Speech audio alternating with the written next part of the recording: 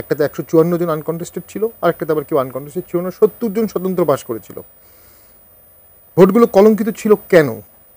Root cause হচ্ছে দুটি major দল বিএনপি এবং জামাত অংশগ্রহণ করেনি দুটি ভোটে, অর্থাৎ 4টি দল বাংলাদেশে, আওয়ামী লীগ, বিএনপি, জামাত, জাতীয় পার্টি, 4টার মধ্যে 2টো অংশগ্রহণ করেনি। ওই দুটি ভোট সম্পূর্ণ নস্যাৎ হয়ে গেছে। সামনের ভোটে যদি দুটি দল অংশগ্রহণ না করে, কোনো সন্দেহ নাই সামনের ভোটটাও নিকৃষ্টতম ভোট হওয়ার সম্ভাবনা আছে নানা কারণে। কারণ আওয়ামী লীগ যদি ভোট বর্জন করে বা তাকে ভোট করতে না দেওয়া হয়, সে ভোট প্রতিহতেরও চেষ্টা করবে বিভিন্নভাবে।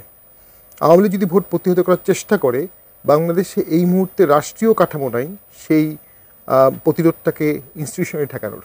পুলিশ খুব ডিমোরালাইজড, প্রশাসনিক স্ট্রাকচার খুব ডিমোরালাইজড। পাশাপাশি যে এক্সাম্পলগুলো আমরা দেখছি, প্রধান নির্বাচন কমিশনার সাবেক, তাকে জুতার মালা পরানো হয়েছে বা অনেক কিছু। তো আপকামিং ভোটে প্রশাসন কেন একটা একতরফা ভোটকে সহযোগিতা করবে?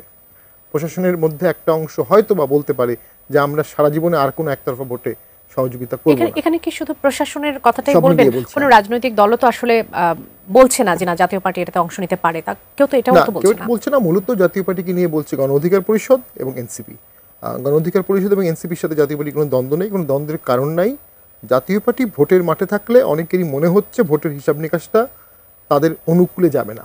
বিএনপির মতো বড় দল এটাতে খুব কনসার্ন না, কারণ তার নিজস্ব ভোট আছে, ভোট ব্যাংক আছে, নিজস্ব সিট আছে। জামাতেরও কনসার্ন হওয়ার কোনো কারণ দেখি না। অন্য দলগুলোর মধ্যে এ নিয়ে একটা ভীতি কাজ করছে।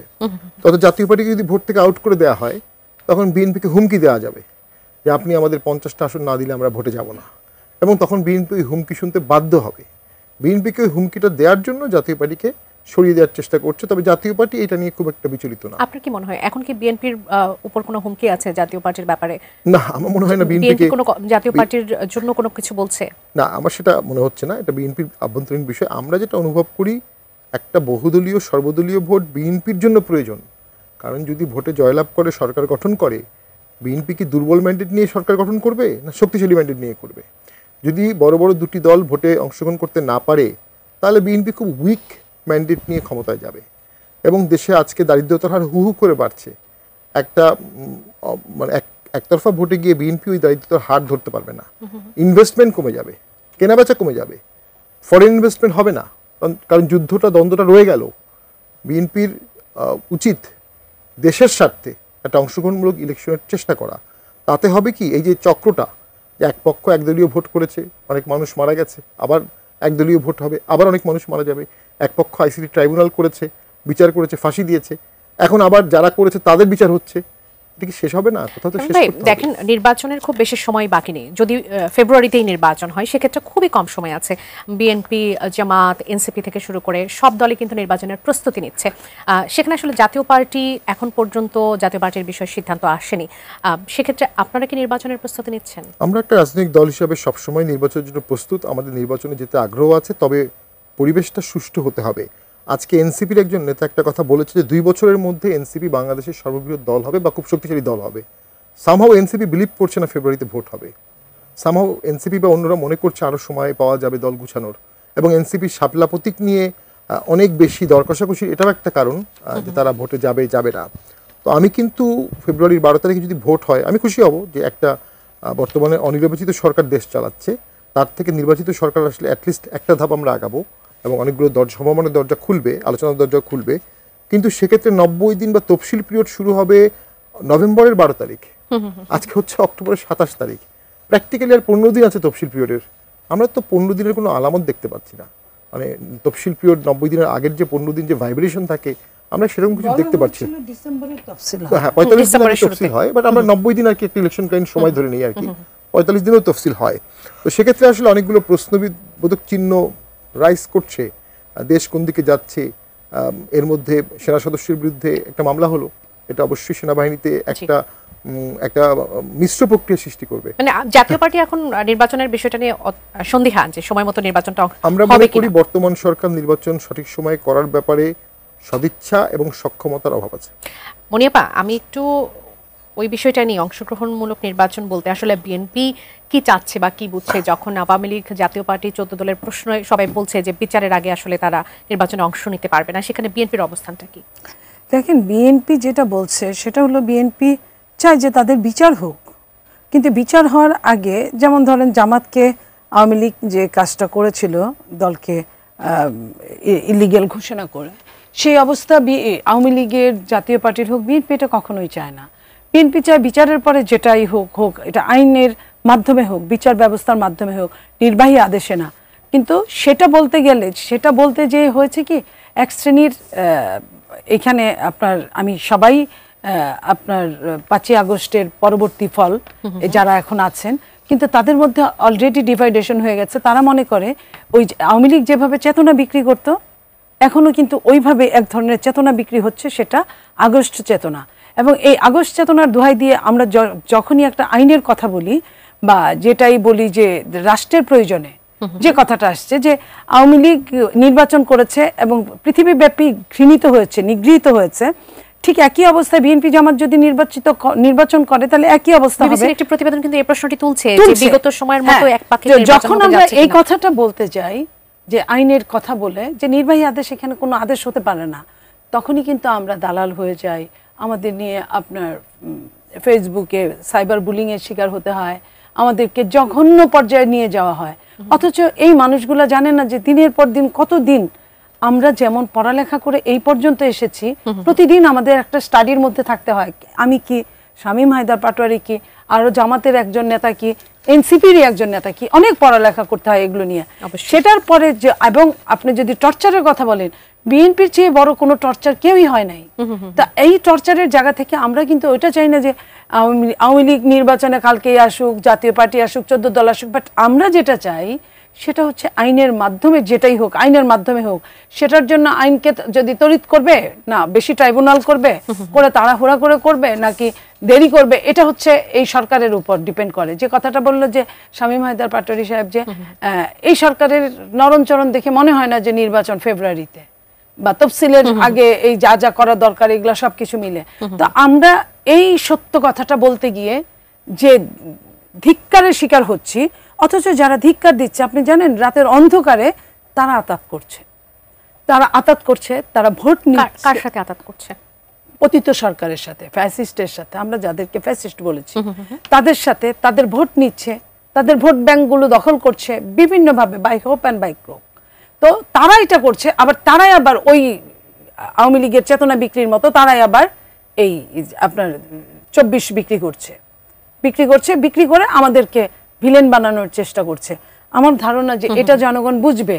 যেমন ধরেন আমরা নতুন দল এনসিপি আমাদের কিন্তু জাতিগত শত্রু না, ওরা আমাদের সন্তানের মতো, ওরা নতুন দল করতে আসছে। এবং সত্যি কথা, বাংলাদেশে কিন্তু সত্যিকার অর্থে ভালো দলের অভাব আছে অনেক। গণতন্ত্র সমুন্নত রাখার জন্য যে দলগুলোর দরকার, তো সেখানে এনসিপি কেন, আরো 10টা এনসিপির দরকার, দলের মতো দল। আমরা তাদের সমালোচনা করেছি, তারা যেন পুরে খাঁটি শোনা হয়। কিন্তু তাদেরকে ভুল বোঝানো হয়েছে, তারা আমাদেরকে সাইবার বুলিং করেছে, বিভিন্নভাবে গালাগালি করেছে। এখন যে অবস্থা তাদের হয়েছে, আমাদের কথা যদি প্রথম দিকে যদি শুনতো বা কানে নিত, তাহলে কিন্তু তাদের এই অবস্থা হতো না, তাদের আরো ভালো অবস্থা হতো। প্রথম দিকে নেয়নি, এখন কি নিচ্ছে? এখনো নিচ্ছে কিনা আমি ঠিক বলতে পারবো না, কারণ এখনো তাদের মধ্যে এরকম আছে যে শ্যাম রাখি না কুল রাখি, নির্বাচনে যাব না মার্কাটা নিব, এইটার মধ্যে আছে। এটা বুঝে না যে মার্কাটা যেটাই হোক না কেন, এই দেশে একটা সময় কাস্তে মার্কা ছিল, এই দেশে একটা সময় আপনার কি বলে ওই বামদের যে মার্কাগুলো, কুড়ে ঘর মার্কা ছিল। তো এই এখন কুড়ে ঘর নাই, মার্কাটাও নাই, কি কুড়ে ঘর কি ভালো কিছু করে নাই? তো এই ধানের শীষ, নৌকা বা দাড়িপাল্লা, এরাই কি সবকিছু করেছে? দাড়িপাল্লা তো কবে থেকে সমান তালে দাড়িপাল্লা নিয়ে দাঁড়ায় আছে, 54 বছরে তো কিছু হয় নাই। তো এই যে মার্কাটা বড় কথা না, বড় কথা হচ্ছে কর্মটা। আবার ইসিকেও আমি এই কথাটাই বলবো যে একটা মার্কা না হয় চাইলে না হয় দিয়েই দেন, এটা নিয়ে এত জেদ করারও কিছু নাই, তারা তো বলছে যে একটি বড় রাজনৈতিক দলের হয়েই আসলে ইসি এই ধরনের সিদ্ধান্ত নিচ্ছে, তাদের যে মার্কাটা প্রাপ্য সেটা তাদেরকে দেওয়া হচ্ছে না। এটা চরম ভুল কথা। ইসি কারো পকেটের জিনিস না। ইসি যদি পকেটের হয়, তাদেরই পকেটের হওয়ার কথা, কারণ তাদের নামের সাথে কিংস পার্টি নাম জড়িত। সো অন্য কারোর কথায় যে তারা এটা করবে, আমার এটা মনে হয় না। যদি করেই থাকে তাহলে আর যাই হোক না কেন বিএনপি না, কোনো রকম প্রতিবাদ করে নাই, কিছুই। শামীম ভাই, একটা টক শোতে আপনি বলেছেন যে জাতীয় পার্টি ছাড়া যদি নির্বাচন হয় তাহলে সরকার টিকবে না, নির্বাচন গ্রহণযোগ্য হবে না। সরকার টিকবে না, নির্বাচন গ্রহণযোগ্য হবে না, মানে কিসের ভিত্তিতে এটি আপনি বললেন? দেখুন, মানে জাতীয় পার্টি বা আওয়ামী লীগ যদি ভোটে অংশগ্রহণ না করে, তার সাথে 14 দল অংশগ্রহণ করবে না, অর্থাৎ প্রায় 15 থেকে 20টি নিবন্ধিত দল, তার মধ্যে একটি দুটি ব্যান হতে পারে, তারা ভোটে অংশগ্রহণ যদি না করে, ভোটের দিন ভোটের ভারসাম্যটা থাকবে না। ভোটের দিন এদেশে আওয়ামী লীগ আর বিএনপি মিলেই ভারসাম্যটা তৈরি করে। 14 সালের ভোটে আসলে কাস্টিং কত হয়েছে? কেউ বলে 3%, কেউ বলে 5%, দেখানো হয়েছে 40%, 154টা আনকস্টেড, টোটাল ভোটারের 20% সরকার মতেই ভোট দিয়েছে, কিন্তু ভোট দিয়েছে 5%, 6%। এটা আমি নিজেই সে সময় জানি। তাহলে বাকি 15% কোত্থেকে আসলো? স্টাফিং করা হয়েছে, সিল মারা হয়েছে, বাড়িয়ে দেখানো হয়েছে। যখনই ভোটটি একতরফা হবে, সেই ভোটে 42 থেকে 43,000 সেন্টারের মধ্যে অসংখ্য সেন্টারে এই অনিয়মগুলো হবে। প্রিজাইডিং যখন অনিয়ম করতে চাবে না, তাকে বাধ্য করা হবে, অথবা অনেক প্রিজাইডিং আগ বাড়িয়ে এগুলো করবে। ভোটের ভারসাম্য নষ্ট হয়ে যাবে এবং এই সমস্ত কিছু ডকুমেন্টেড হয়ে যাবে অটোমেটিক্যালি, এবং সারা বিশ্ব জানবে। সেই সরকারটার পক্ষে 5 বছর দেশ চালানো কঠিন হবে। অতীত ইতিহাস তাই বলে। হ্যাঁ, আওয়ামী লীগ এসে জিনিসগুলোকে চেঞ্জ করেছে, কিন্তু 14 সালের আগে বিতর্কিত ভোট যেগুলো ছিল, কোনো সরকার পূর্ণ মেয়াদ ছিল না, কোনো সরকার। 14 আগে জিয়াউর রহমানের ভোট বলেন আপনি, আমাদের বিশ্বাসের ভোট যদি কেউ বলে থাকে 86, 88, 15 ফেব্রুয়ারি, সমস্ত ভোট কিন্তু 2 বছর 3 মাস 1 মাস ছিল। 14 সালে এসে আওয়ামী লীগ 5 বছর জোর করে থাকলো। সেটা আওয়ামী লীগের অদক্ষতা আবার দক্ষতা, তারা মন্দ কাজটা দক্ষতার সাথে করেছে। একটা খারাপ ভোট করেছে, আবার খারাপ ভোট করে কৌশলে গুম করে মেরে কেটে 5 বছর ছিল। বিএনপিকেও যদি একতরফা ভোটে আসে, ওই মেরে কেটে থাকতে হবে, ওই নিষ্ঠুর হতে হবে। ওই নিষ্ঠুর হোক বিএনপি, এটা হয়তো আওয়ামী লীগ চাবে, কারণ তখন বিএনপি জনপ্রিয়তা হারাবে, গ্লোবালি তার অ্যাকসেপ্টেন্স কমে যাবে, আওয়ামী লীগ আন্দোলন করার সুযোগ পাবে, ব্যাক করার সুযোগ পাবে। তো আমরা তো মনে করি এই সরকারের সবচেয়ে বড় নির্বুদ্ধতা হলো এসে 3 মাসের মধ্যে ভোট না দেয়া বা 6 মাসের মধ্যে ভোট না দেয়া। আপনি যদি চিন্তা করেন আজকে এনসিপির ফ্রাস্ট্রেশনটা কোথায়? এনসিপির ফ্রাস্ট্রেশনটা হচ্ছে তারা 45 দিন 36 দিন আন্দোলন করেছে, জীবনের ঝুঁকি নিয়েছে, তারা ন্যাশনাল হিরো ছিল। আজকে তারা এককভাবে ভোট করে বাংলাদেশের কোথাও জিততে পারবে না, কোথাও না। কিন্তু জুলাই আন্দোলনের পরে 3 মাসের মধ্যে ভোট হলে আমার মতে 50টা আসনে তারা জয়লাভ করতো, কোনো জোট ছাড়া। সেই গ্রহণযোগ্যতা তখন ছিল, তখন সেই সময় তারা হাইপে ছিল, কোনো নেগেটিভ কমেন্ট ছিল না, কোনো ক্রিটিসিজম ছিল না, কোনো করাপশন অ্যালিগেশন নাই, কোনো খারাপ।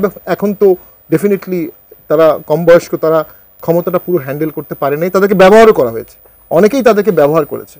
ডক্টর ইউনূস স্যার যখন তাদেরকে নিয়োগকর্তা বলেছেন এবং মাস্টারমাইন্ড বলেছেন, এটার মাধ্যমে তারা ব্যবহৃত হয়ে গেছে নানাভাবে। নাও 6 মাসের মধ্যে ভোট দিলে সব কিছু সমাধান হয়ে যেত। আওয়ামী লীগ তখন ভোটে দাঁড়াতে পারতো না, বা দাঁড়াতো ভোট পেত না, সব পলিটিক্যাল ইকুয়েশন একবারে সলভ হয়ে গেল। বর্তমান গভর্নমেন্ট ম্যাচিউর ছিল না এনাফ এটা বোঝার জন্য। দিন যত যাবে পরিস্থিতি তত জটিল হবে এবং সমাধান তত কঠিন হবে, এবং তত কঠিন হচ্ছে, প্রতিনিয়ত সমাধান কঠিন হচ্ছে। বিএনপি এখানে একটা বিপদে পড়ে গেছে। বিএনপি অংশগ্রহণমূলক ভোট চায়, এটা আমি বিশ্বাস করি, কিন্তু আবার আওয়ামী লীগের ব্যান উঠানো এই পক্ষে কথা বলাটা বিএনপির জন্য খুব বিব্রতকর। কারণ আওয়ামী লীগ নির্যাতিত হয়েছে, বিএনপির বন্ধুরা এটা করেছে, জামাত বা এনসিপি সবাই anti Awami force. Anti Awami ফোর্সের বাইরে তো আর বিএনপি যেতে পারছে না। বিএনপির অবস্থা হয়ে গেছে কায়েদ আজম মোহাম্মদ জিন্নার মতো। জিন্না সাহেব পাকিস্তান সৃষ্টি করলেন, উনি কিন্তু সেকুলার পাকিস্তানি চেয়েছিলেন, কিন্তু ওনার চারপাশে সবাই ইসলামিস্ট থাকার কারণে উনি বাধ্য হয়েছেন ইসলামিক রিপাবলিক করতে।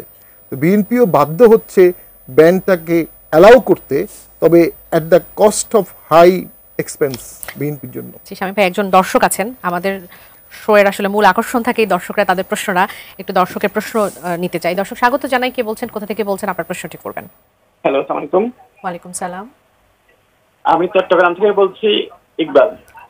আপনি প্রশ্ন করবেন। প্রশ্নটা হচ্ছে পাটোয়ারি সাহেবের কাছে, যে উনি বলছেন যে জাতীয় নির্বাচন আওয়ামী লীগ এবং জাতীয় পার্টিকে পার্টিসিপেশনের সুযোগ না দিলে নির্বাচন প্রশ্নবিদ্ধ হবে। যে আপনার কথায় ইকো হচ্ছে, আপনি যদি একটু আপনার টিভির সাউন্ডটা মিউট করে প্রশ্ন করেন আমাদের শুনতে সুবিধা হবে। এই প্রশ্নবিদ্ধ হওয়াটা ওনারা কেন যখন ফ্যাসিস্ট সরকার ছিল সেই সময়ে এই কোশ্চেনটা রেজ করতে পারে নাই, যখন বিএনপি পাশাপাশি অন্যান্য দল নির্বাচনগুলোতে পার্টিসিপেশন করে নাই।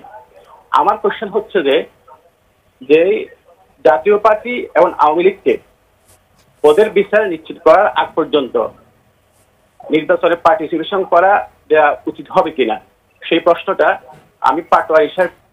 আপনাকে অসংখ্য ধন্যবাদ ইকবাল, আপনি থাকুন আমাদের সঙ্গে। আরো একজন দর্শক আছেন এই মুহূর্তে, তার প্রশ্নটি একটু নিতে চাই। দর্শক স্বাগত জানাই, কে বলছেন, কোথা থেকে বলছেন, আপনার প্রশ্নটি করবেন।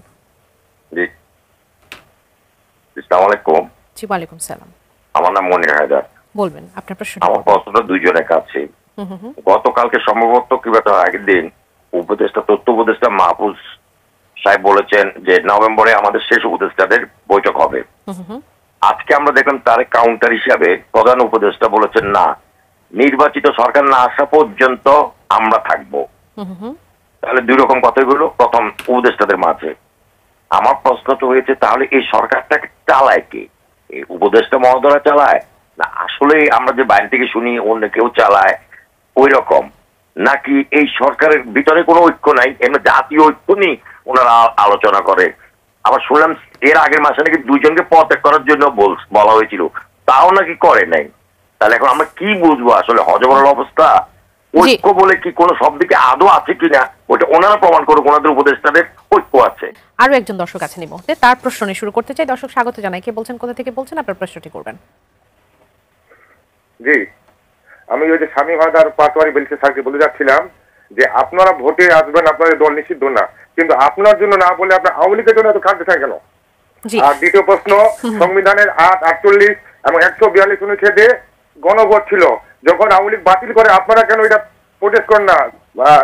সংবিধানের 58 গ এবং ঘ আপনার যে ওই তত্ত্বাবধায়ক দিল বাতিল করলো, এটাও আপনারা বিরোধিতা করেন না কেন? জাতির কাছে আপনারা কি প্রশ্ন দিবেন, এইটাই আমরা জানতে চাচ্ছি। অসংখ্য ধন্যবাদ। থাকুন আপনি আমাদের সঙ্গে। এই প্রশ্নের উত্তর দিয়ে একটু শুরু করি। জনাব স্বামী হায়দার পাটোয়ারি। প্রথম হচ্ছে যে আমরা 14 সালে এরশাদ স্যার জেনুইনলি ভোট বর্জন করেছিলেন, শেষ মুহূর্তে আমি করেছিলাম, এরশাদ স্যার করেছিলেন, জিএম কাদের করেছিলেন, এবং তারপরেও ভোটটা হয়ে যায়। সেখানে জাতীয় পার্টির একাংশ অংশগ্রহণ করে। জীবনের ঝুঁকি নিয়ে এরশাদ একতরফা ভোট ঠেকানোর চেষ্টা করেছিলেন, ওটাই শেষ চেষ্টা ছিল বাংলাদেশে।